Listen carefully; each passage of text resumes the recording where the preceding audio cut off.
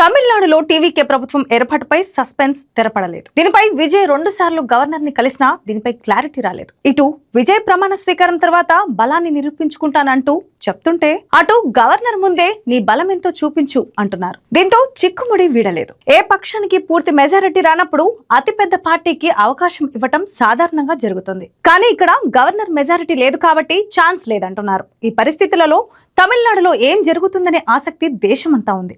ఇప్పటికీ కాంగ్రెస్ 5 సీట్లతో కలిసి టీవీకే బలం 112. మరో 6 సభ్యుల సపోర్ట్ ఉంటే ప్రభుత్వాన్ని ఏర్పాటు చేయవచ్చు. దీనికి 15 రోజుల సమయం అడుగుతున్నారు విజయ్. కానీ గవర్నర్ మాత్రం ఒప్పుకోవటం లేదు. దీంతో గవర్నర్ తీరుపై విజయ్ అసహనం వ్యక్తం చేసినట్లు సమాచారం. దీనిపై ఆయన కోర్టుకు వెళ్లే ఛాన్స్ ఉందనే టాక్ కూడా నడుస్తోంది. అదే సమయంలో ఏ పక్షానికి మెజార్టీ లేదని రాష్ట్రపతి పాలన పెడతారా, లేక అన్నా డిఎంకే కలిసి ప్రభుత్వాన్ని ఏర్పాటు చేస్తాయా, లేక ఆలోపే వీసీకే లెఫ్ట్ పార్టీలు విజయ్ పక్కన నిలుస్తాయా అనే సస్పెన్షన్ కొనసాగుతుంది. ఇలాంటి మోర్ ఇంట్రెస్టింగ్ అప్డేట్స్ కోసం చూస్తూనే ఉండండి ప్రగతి మీడియా. Thanks for watching.